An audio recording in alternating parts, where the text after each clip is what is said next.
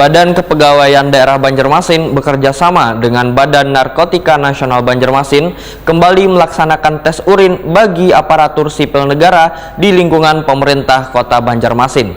Pelaksanaan tes urin saban tahun bagi jajaran ASN lingkungan pemerintah Kota Banjarmasin supaya memastikan bila sabarataan ASN di pemerintah kota bersih dari penyalahgunaan narkoba.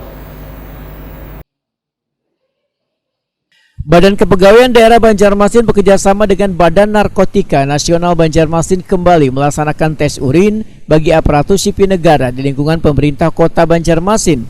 Tes urin bagi jajaran bagian umum Sekretariat Daerah Banjarmasin Wan Protokol Pemerintah Kota Banjarmasin dilakukan di Aula Diklat BKD Balai Kota Banjarmasin Janet Marta Dinata Banjarmasin Tengah, Baisukan Rabu 13 Juli 2022.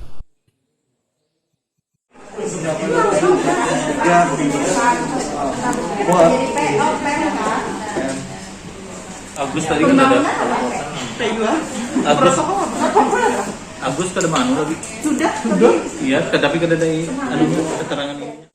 Kepala Bagian Protokol Setda Banjarmasin Husin Lutfi Wetakuni Prima TV menyambut baik adanya pelaksanaan tes urin bagi jajaran ASN di lingkungan pemerintah Kota Banjarmasin supaya memastikan bila seberatan ASN di pemerintah kota bersih dari penyalahgunaan narkoba. Menurut Husin Lutfi, dari 30 ASN yang tergabung di keprotokolan Wan Bagian Umum Sekretariat Banjarmasin mengikuti tes urin, ada beberapa orang yang kada bisa mengikuti sehingga harus melaksanakan tes urin susulan. Kada sempatnya mereka mengikuti tes urin, ujar Husin Lutfi, dikarenakan mendampingi kegiatan wali kota Wan Wakil Wali Kota Banjarmasin. Kami kebetulan dari bagian menyambut baik tes urin kemarin yang dilaksanakan di Sekretariat Daerah. Kalau bagian kami ada 18 ASN, jadi semuanya sudah kami sampaikan di grup.